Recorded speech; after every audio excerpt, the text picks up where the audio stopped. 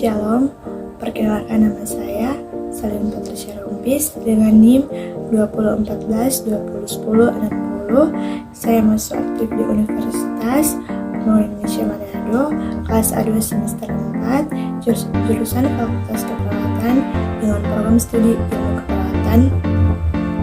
Tujuan pembuatan video ini untuk memenuhi tugas UAS dengan mata kuliah Keperawatan Anak 1 dengan dosen pengampu NS Winarsi Molintao Escape MK.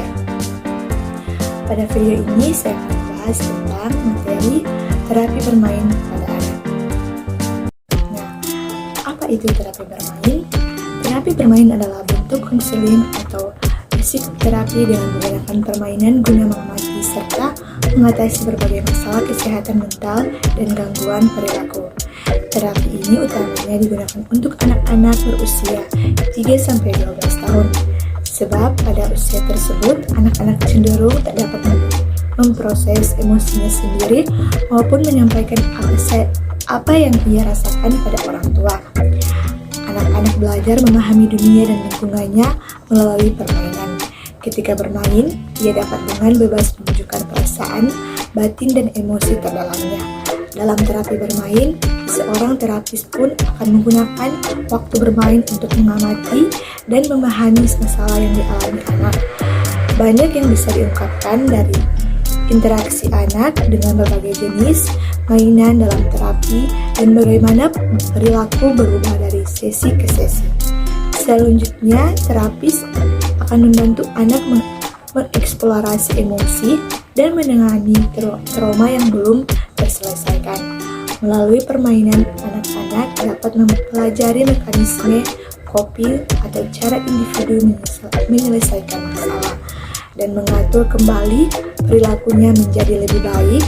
Terapis pun akan menggunakan hasil pengamatan tersebut sebagai panduan untuk langkah selanjutnya. Terapi yang diberikan akan disesuaikan dengan kebutuhan masing-masing anak. Selanjutnya, siapa saja yang membutuhkan terapi bermain? Terapi bermain umumnya membantu anak-anak yang merasa tertekan, penuh stres, atau memiliki masalah perilaku.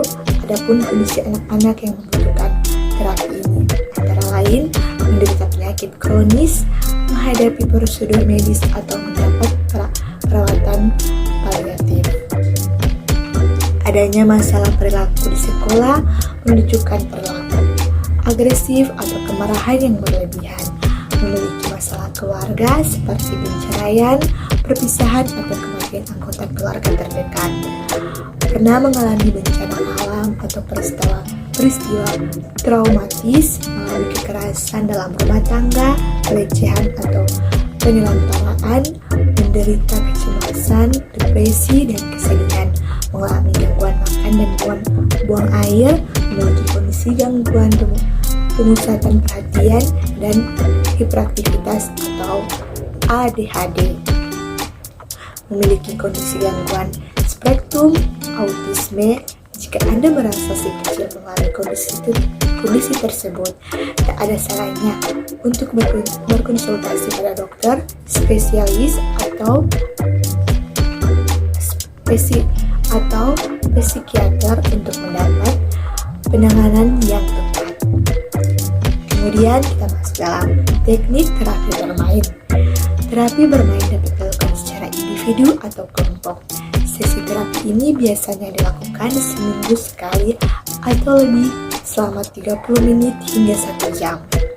Banyaknya sesi yang dibutuhkan akan bergantung pada kondisi anak dan seberapa baik ia menanggapi jenis terapi tersebut. Teknik terapi bermain dilakukan dengan pendekatan langsung maupun tidak langsung. Pada pendekatan langsung, terapis akan menentukan mainan atau permainan yang akan digunakan dalam sesi terapi. Sementara pada pendekatan tidak langsung, anak dapat memilih mainan atau permainan sesuai keinginannya. Sesi terapi harus dilakukan di lingkungan yang membuat anak merasa aman dan nyaman. Terapis pun dapat menggunakan teknik terapi dengan melibatkan yaitu visualisasi kreatif, mendongeng, bermain peran, telepon mainan, topeng-topengan atau mainan binatang, boneka atau action figure, seni dan kerajinan, permainan air dan pasir, blok atau mainan konstruksi, tarian dan gerakan kreatif. Permainan musik, berbagai jenis permainan tersebut tak hanya membuat anak-anak merasa senang, namun juga menggunakan terapis untuk mengamati dan mengatasi masalah yang dialami anak. Kemudian termasuk dalam manfaat terapi bermain. Menurut organisasi Playtherapy International, hingga 71% anak-anak yang mendapat terapi bermain mengalami perubahan positif.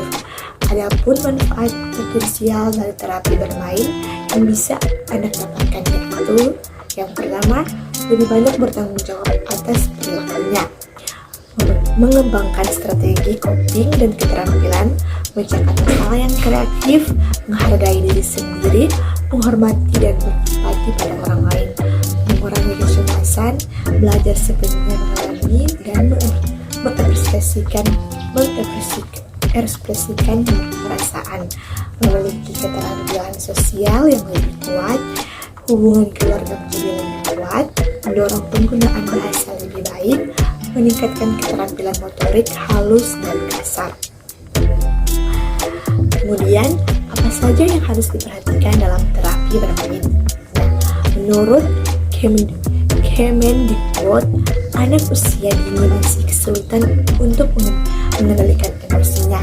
Hal ini membuat dunia bermain menjadi tempat yang ideal bagi anak untuk melampiaskan emosi, kecemasan, kemarahan, hingga stres. Oleh karena itulah, terapi bermain diperlukan berikut merupakan beberapa hal yang perlu diperhatikan dalam proses terapi ini. Keamanan anak perlu diperhatikan dalam terapi bermain. Tempat, media, waktu, dan teman bermain anak merupakan aspek yang harus dijaga keamanannya. Anda perlu memilih mainan yang sesuai dengan usia anak dan menggunakan area bermain yang aman. Fokus dalam perhatikan anak ketika bermain tanpa diselingi kegiatan pribadi.